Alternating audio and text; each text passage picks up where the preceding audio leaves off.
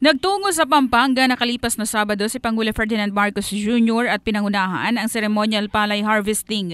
Gamit dito ang rice combine harvester na angkop gamitin sa malalaking sakahan at nangangailangan lamang umano ng 2 hanggang 3 tao na magmamaneho ng makina na isinagawa sa barangay Mandile sa Candaba, Pampanga.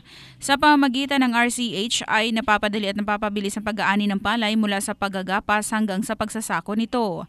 Namahagi rin ang iba't ibang tulong sa mahigit 12,000 mga magsasaka at kooperatiba na kinabibilangan ng hauling truck, certified inbred rice seeds, financial assistance, fertilizer discount vouchers, mechanical dryer, ang Integrated National Swine Production Initiatives for Recovery and Expansion, Repopulation and Clustering Program at Agribusiness Marketing Assistance Intervention. Samantala nakasama rin ng Pangulo si DA Secretary Francisco Tio Laurel Jr., Candaba Mayor Rene Maglangke at iba pang mga opisyal ng kagawaran mula sa nasyonal hanggang sa Region 3. Yan na report, hatid ng Drybox Plus Herbal Capsule, lalaking laging umaangat in the heart of changing lives.